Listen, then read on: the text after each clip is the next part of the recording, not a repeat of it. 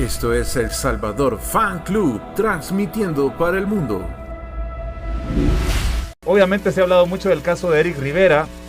Para poner un poco en contexto, el jugador dio positivo por un examen antidopaje que se le practicó después del partido contra Canadá, aquella derrota 3-0 del 8 de septiembre del año pasado. Y bueno, en aquel momento no se manejó públicamente, se ha conocido en las últimas horas, podemos decir. El jugador rescindió contrato con Santa Tecla y entendemos que existe una suspensión temporal por parte de FIFA para con el jugador. ¿Qué es lo que realmente pasó desde la parte médica, doctor, como para poder entender cómo un jugador de selección nacional termina dando positivo en un partido de eliminatoria internacional? Bueno, mira, en primer lugar, te comento que yo no era el encargado de la selección nacional en ese momento. A mí me llamaron posterior a esa fecha y nada que me llamaron para que les ayudara a la selección, pero nada que ver, no se sabía todavía el tema del dopaje. O sea que no es como lo mencionó el jugador, que debido a la atención que había tenido la federación desligó al doctor Francisco Oseas, sí. Lo cual no es cierto, no es cierto. A mí me habían querido invitar a formar parte del cuerpo técnico de la selección desde la octagonal, no se había podido, hasta que nos sentamos con el presidente Hugo Carrillo y me solicitó que les ayudáramos, y de esa manera fue como yo ingresé en octubre. Esto fue, como tú decís, en septiembre. A los pocos días de estar yo en la selección, el 5 de octubre precisamente, me hablan de la administración de la selección, el licenciado Pérez Guerrero, para informarme... El secretario general, para informarme de que había habido una notificación de FIFA de que había un jugador que estaba dopado. Entonces me reuní con ellos. Quiero mencionarte, Carlos, de que en mis antecedentes o en proceso formativo mío como médico, fui oficial de dopaje de la CONCACAF en eliminatorias anteriores, y además de eso, pues cuando trabajé en el Comité Olímpico fui encargado también de la formación y de la educación de los atletas olímpicos en el tema antidopaje, acompañando incluso a distintos deportistas en eventos del ciclo olímpico, panamericanos y demás. Sí, fui a 2 Juegos Olímpicos, a los Juegos Olímpicos de China y a los Juegos Olímpicos de Londres. Entonces se me llamó para informarme y más que todo para que yo ilustrara también a la gente de la federación que no tenían conocimiento, porque es un tema bien especial, que no todas las personas, incluso muchos médicos no están habituados a esto, porque no es algo de día a día. Entonces la sustancia que salió positivo, Eric, es una sustancia que ya ha dado muchos problemas a nivel centroamericano en futbolistas y en otras especialidades deportivas. Es una sustancia que se llama clostebol, que es un esteroide anabólico. Y aquí es a donde creo que viene la confusión de parte de Eric y de la gente que lo está asesorando. Durante este periodo, él nos comentó de que había tenido, antes de irse a Canadá, lo habían infiltrado, le habían colocado una infiltración en el tobillo debido a un esguince. Correcto. Cuando se hace una infiltración, se coloca usualmente productos que se llaman esteroides, pero son esteroides para desinflamar, que son una familia distinta de medicamentos a los esteroides anabólicos, que son los medicamentos que se persigue a través de la Agencia Mundial Antidopaje, porque le da una ganancia extra al deportista. Quiero decirte que los esteroides para desinflamar también no se pueden utilizar, y hay que hacer un formato especial y justificar por qué se le va a infiltrar a un atleta, pero una vez que se llena ese formato, sí es permitido. ¿Ok? Sí. Entonces... Perdón que haga una pausa en ese momento que me parece crítico. ¿Sabemos a esta altura si se hizo esa gestión? No estoy seguro, porque no me correspondió a mí estar en el momento de que se realizó, porque eso se realiza, por supuesto, cuando se va a hacer la infiltración, se tiene que justificar. En mi caso, lo primero que hice, independientemente de que este caso no había pasado, es evitar todos los medicamentos esteroides porque sé que hay que justificarlos y tenemos alternativas no vale la pena a veces estar utilizando este tipo de medicamentos. Pero entonces, doctor, digamos que existe la posibilidad de que el doctor Francisco Seas en aquel momento no haya hecho esa gestión. No, podría ser que no la haya hecho, Okay. pero no es eso lo que salió en la prueba de doping. ¿Qué salió? Salió este medicamento que se llama Clostebol, que es un esteroide anabólico. Colocado en el cuerpo del muchacho debido a que él se había hecho un tatuaje. Esa fue lo que él nos dijo. La historia es de que él se realizó un tatuaje, el tatuador le dio el nombre de un producto, ese producto él sin consultarle al médico, que ahí es donde creo que viene parte del error, el origen de todo. y el origen es falta de educación del atleta, y que el médico tiene que también dar esa educación a los atletas. Él mandó a comprar de forma personal con uno de los utileros de la selección este producto a una farmacia. El producto que le habían indicado a él, que creo que era Benovate, el que le había dicho el tatuador, no tiene esa sustancia prohibida que se llama Clostebol.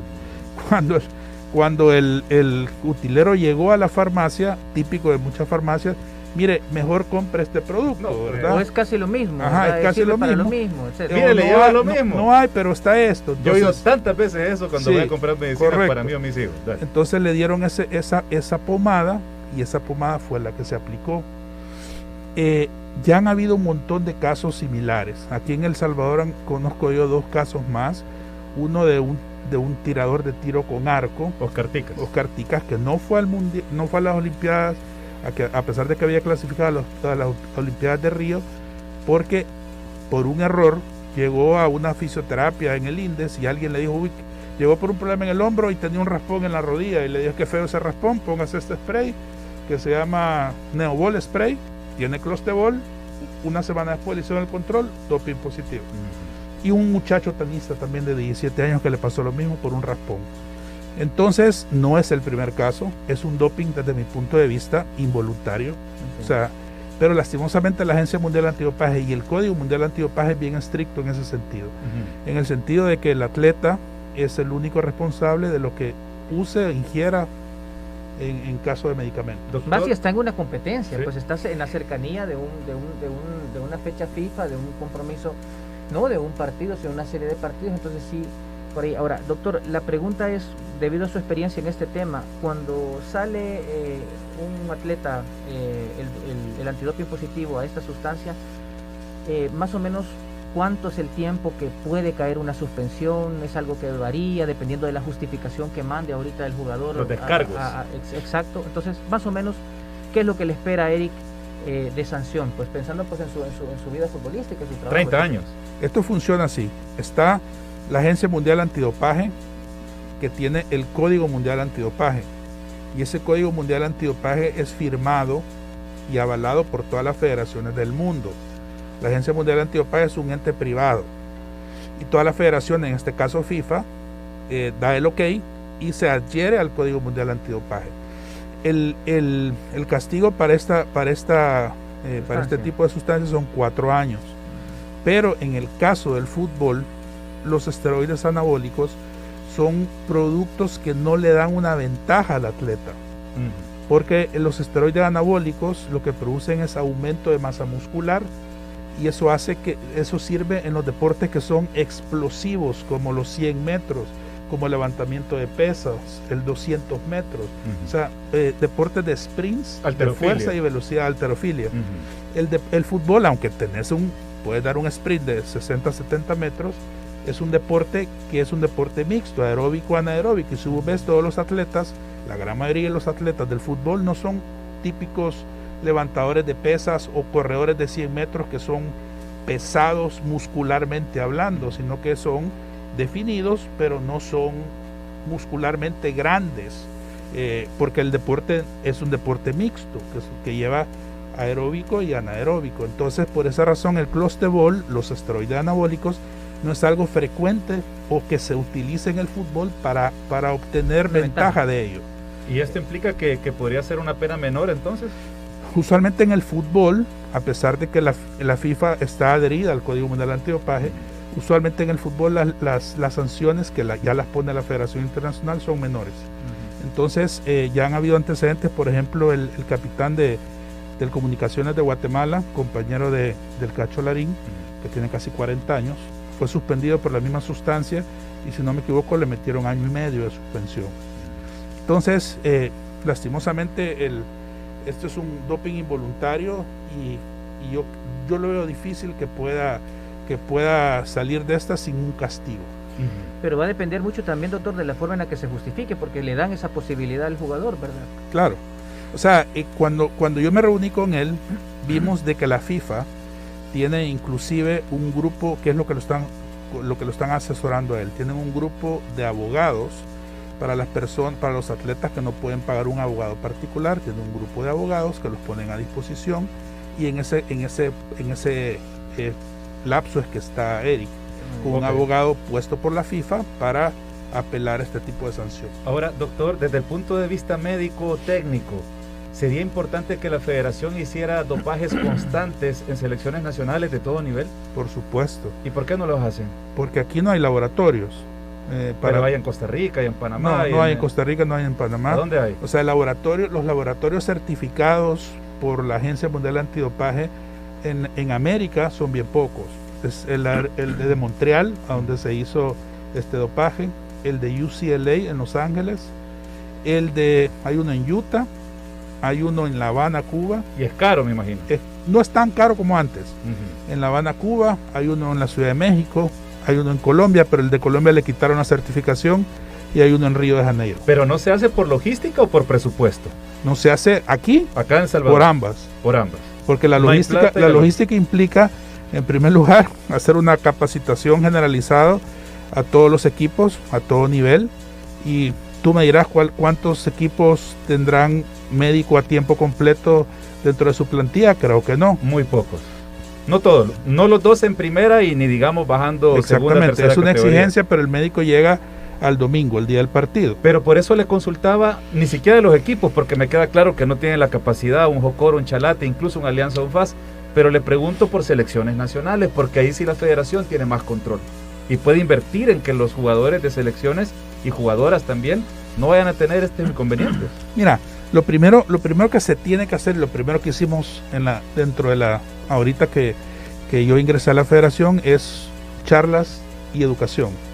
Eso es lo primero. ¿Y qué encontró? ¿Sabían algunos jugadores o estaban en blanco? No, casi nadie sabía. Okay. Es más, después de esa charla que ya les contamos el caso, porque había sido un compañero de selección y de todos modos lo tenían que saber, ¿verdad? Claro. Después de eso, pues recibí ya mensajitos particulares de jugadores diciéndome, fotos de pomadas y de spray. Doctor, estoy utilizando esta pomada, estoy utilizando este multivitamínico. Me tomé esto porque sentí gripe. Revísemelo, por favor. Entonces, le hemos enfatizado al atleta de que por favor cualquier cosa que vaya a utilizar me lo comunique. Creo que eso es lo primero, que es un tema educativo. Ok, perfecto.